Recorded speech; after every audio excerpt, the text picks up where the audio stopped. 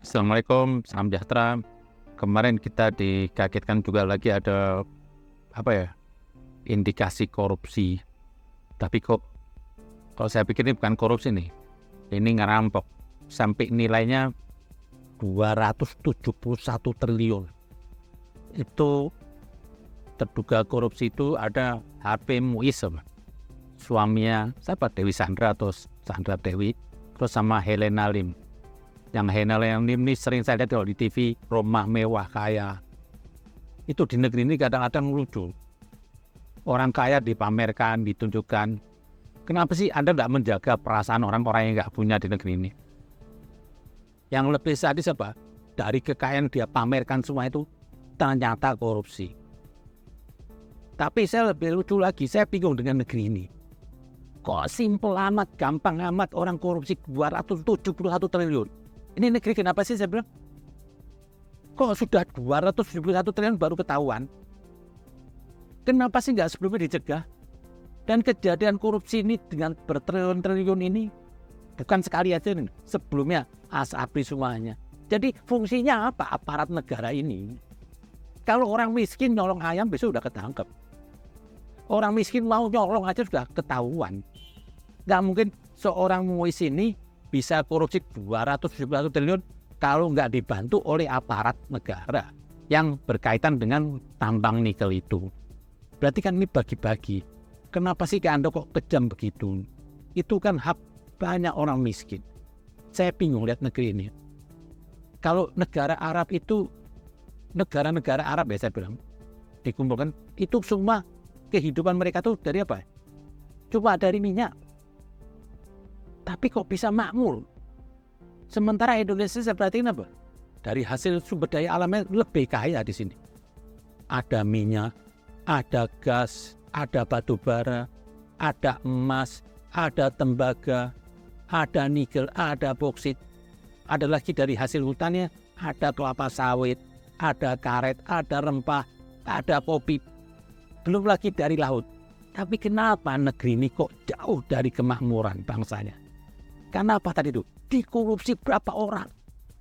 Kalau satu orang sudah bisa korupsi 270 triliun, berarti sudah ada berapa banyak? Mungkin 1.000 orang yang korupsi, yang punya aset di atas 200 triliun. Berarti kan harta ini cuma hanya dimiliki oleh seorang aja. Dengan cara apa? Orang sudah punya harga triliun itu apa? Segitu banyaknya, saya curiga aja. Itu pasti main kotor. Pasti dia menguasai dengan cara kotor. Dong di negeri ini ada orang, sampai ada orang bisa punya tanah jutaan hektar. Kan gila ini. Jutaan hektar bayangin aja. Ngiterin aja mungkin capek. Tapi ada di negeri ini. Jadi siapa yang punya kekuatan di sini bisa beli. Seperti Muiz ini. Apa? 277 itu bukan buat dia ya. Tapi ini banyak. Berarti dibagi-bagi. Lah, itulah bangsa yang jahat untuk bangsa kita sendiri. Jadi mau dikasih pemimpin apapun, kalau nggak ada ketegasan, ya negeri ini hanya mewarisi apa? Dajal-dajal koruptor. Sebelumnya Asabri juga ratusan triliun. Ini sudah ditembak tempat aja dan harus dimiskinkan. Jangan cuma orang miskin aja. Nolong ayam penjara, di penjara tidur di barak, yang tidak ada fasilitas apapun. Sementara orang kaya bisa beli. Ini saya yakin yang di penjara Muiz nih. Di penjara pakai AC, enak semuanya. Karena saya lihat apa sih Muiz waktu ditangkap dia tenang kok. Kenapa dia tenang? Dia bisa beli dengan duit. Dan duit kayaknya apa? Merampok boleh perampok. Saya di sini cuma pertanyakan ketegasan hukum negara aja lah. Ketegasan pemerintah Indonesia. Tidak boleh ada lagi terjadi ada korupsi sampai 200 triliun. Itu baru satu tadi saya bilang. Yang sebelumnya kita pernah dengar Asabri ratusan triliun. Dan ini banyak lah, saya itu banyak. Orang kaya di dunia itu terbanyak itu Indonesia. Itu kalau dikumpul jadi satu. Andai kan itu dikasih ke negara, negeri ini kaya raya. Bisa orang kuliah kayak di Arab itu. Bisa sampai ke luar negeri dibiayain. Ini kan kejam kita. Sementara kita ini cuma diperlukan apa? Kalau sudah pilpres saja, semua pejabat caleg butuh sama rakyat. Tapi begitu selesai pilpres saat ini selesai, sudah nggak ada yang tengok. Karena pada itu sudah nggak pernah turun lagi. Jadi rakyat ini cuma hanya dijadiin jargon untuk dia meraih kekuasaan dan korupsi nanti ujungnya. Sementara untuk kampanye, ayo kita lawan korupsi, kita lawan ini. Ternyata itu semua bullshit, nggak ada, saya nggak percaya. Banyak orang juga mau jadi caleg-calegnya apa? Mau cari kekayaan. Kenapa saya bilang? Karena hanya orang kaya aja yang bisa jadi caleg. Modalnya gede kok. Untuk jadi DPR RI mungkin bisa puluhan miliar ngeluarin duit. Berarti apa? Ya besok dia cari duit. Nah, ini negara ini terus berputar gini. Dalam roda apa? Kekejaman. Menciptakan apa? Koruptor-koruptor baru. Dan mega koruptor. Harusnya kalau sudah seperti perusahaan besar, perusahaannya si Muiz nih 270 triliun itu, harusnya ada perusahaan yang setiap bulan atau lembaga negara pajak mengontrol setiap bulan karena sudah perusahaan besar.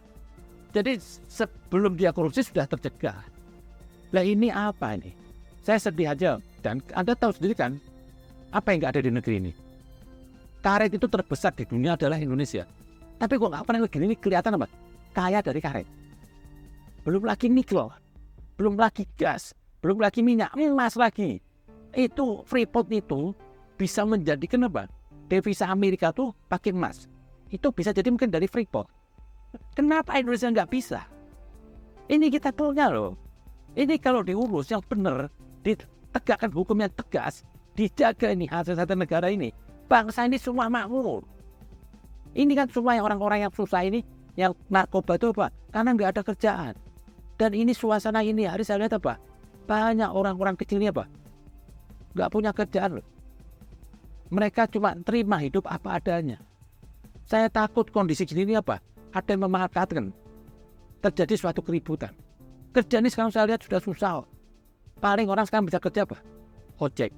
Mau bisnis apa saya perhatiin semua sudah bingung mau bisnis apa. Ini menengah bawah ini teriak loh. Sementara yang atas ini enak-enak korupsi. Jual proyek, jual ini. Sekali dapat proyek, sekian miliar, 100 miliar, 1 triliun. Saya nggak ngebayangkan punya uang 1 triliun. Lah, kita rakyat kecil cuma apa ngomong 270 triliun. Kapan saya mungkin bisa 1 triliun? Sementara kita yang nggak pernah mencuri, nggak pernah korupsi. Tapi kita hidup dengan ketakutan. Salah lapor polisi, masuk penjara. Itu aja. Jadi ini hanya mengulang aja yang saya lihat di negeri ini. Tidak ingin menyelesaikan masalah-masalah. Korupsi makin enak aja. 270 triliun. Bingung saya itu. Besok datang lagi. Kapan majuin negeri ini? Bagi jelas laut itu. Di mana tempat, di mana usaha di sini, di situ beranak-pinak koruptor. Dari laut, kelapa sawit, tambang, semua di situ ada. Dan pejabat yang ada. Jadi di sini orang di sini mau jadi pejabat apa? Bisa korupsi, bisa kaya mendadak. Bayangkan pejabat bisa kemana-mana naik first class, rumahnya semua istana. Kalau mau dihitung gaji pokoknya, ya ketaker lah. Tapi sudah jadi maklum kalau pejabat itu punya remah ya.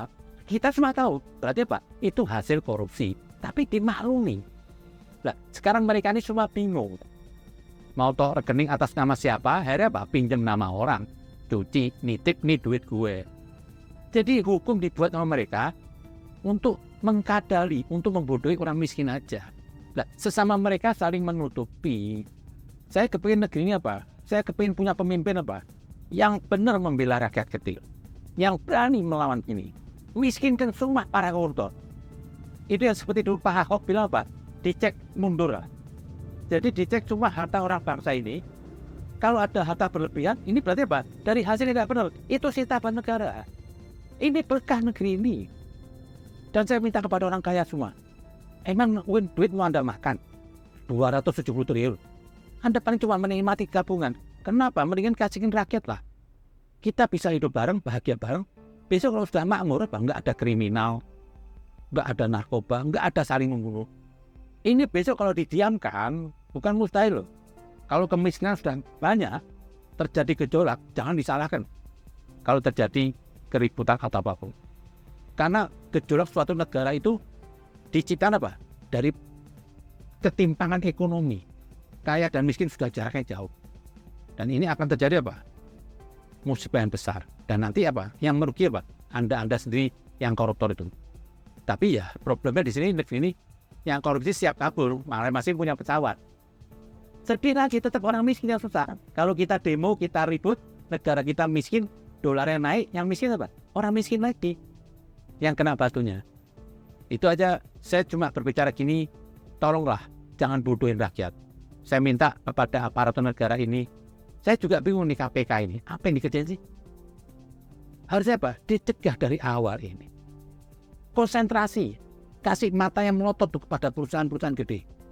Kalau perlu nginep di perusahaan situ, periksa. Besok apa? Tidak ada lagi terjadi korupsi segitu banyak. Dan ini yang dikorupsi ini, saya yakin apa? Duitnya udah separuh di luar negeri. Ini pasang badan masuk penjara.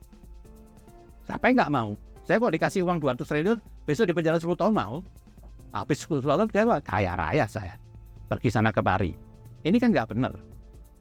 Ya kalau kita mau ikutin jejak para rasul semua ya, itu dijaga, hukum itu tegas.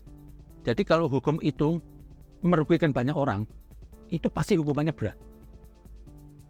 Mana kalau di zaman Nabi, dosa personal, seperti dosa pribadi, nggak pernah dihukum. Orang minum nggak pernah dikebukin. Orang nggak puasa nggak pernah dikebukin. Karena itu dosa personal, nggak merugikan orang lain. Tapi kalau ada dosa yang merugikan orang lain, seperti mengampas harta orang lain, menghilangkan nyawa orang lain, atau mengambil hak orang lain, itu membunuh sama aja. Korupsi itu sama aja membunuh. Jadi hak seseorang itu dibunuh. Ini harusnya apa? Tidak dianggap pembunuh, harusnya ditangkap. Dan di negeri ini gampang loh. Saya sudah lihat kalau setiap ada orang korupsi, besok keluar. Tidak pernah saya lihat orang koruptor di sini keluar penjara itu sedih, malu, enggak, bangga. Karena habis keluar saya kaya raya lagi. Ada malah koruptor keluar malah disambut sholawat. Ini kan gendeng. Kok jadi pahlawan koruptor? Besok bikin partai lagi. Terus mau berebut jadi pemimpin lagi. Ini negeri apa? Negeri dagelan saya. Gampang amat dilupakan di sini. Kalau ini di zaman Nabi Sumani, seperti Musa itu, waktu sebelumnya udah digantung itu. Karena berapa banyak orang yang mati dari hak itu. Harusnya kan itu hak punya warga negara. Bumi negara ini. Jangan Anda ini semua pejabat di atas ya. Anda tuh bisa menjadi pejabat tuh karena ada rakyat kecil. Kalau nggak ada rakyat kecil, Anda nggak bakal jadi pejabat. Jadi ini punya hak yang sama di negeri ini. Nggak bisa ada semua memandang sebelah. Oh, rakyat kecil nggak ada, haknya sama. Jadi jangan dipermainkan lah hasil bumi ini, kembalikan. Saya yakin loh, kalau negeri ada korupsi, sudah kalah New York. Ini semua hidup dah hebat, di dunia hebat. Kemarin saya lihat ada video, orang nangis ibu-ibu, mau jual sayur, minta ditukar dengan Indomie. Ini bangsa Indonesia kok ada yang begini? Saya jujur kok kaya raya, saya pergi ke sana. Kok sampai orang mau makan aja susah? Ini di negeri sudah merdeka sekian puluh tahun. Apa salah mereka? Harus begitu hidupnya. Mereka masih mau dagang, nggak ngemis. Cuma kadang-kadang kesian saja mereka bawa ikan satu, minta ditukar beras. Ini kemana pejabat negeri ini? Anda terkutuk. Gimana kalau itu ibu Anda, orang tua Anda? Masa di negeri sudah lama merdeka di Papua masih ada orang hidup dalam kemiskinan begitu? Itu saudara kita, sama-sama manusia ciptaan Tuhan. Jangan Anda pandang setengah manusia mereka. Mereka sama, mulia di sisi Tuhan. Tapi saya lihat di sini, apa nih? Ini masih Indonesia loh. Saya takut aja dikutuk masalah sama Tuhan nanti bangsa ini. Sudah nggak peduli lagi terhadap sisi manusia. Mereka di sini di Jawa ini cuma hanya ribut kekuasaan. Gimana bisa naik pangkat? Udah gitu aja. Jadi rakyat cuma hanya jadi tumbal aja. Itu aja mungkin, terima kasih.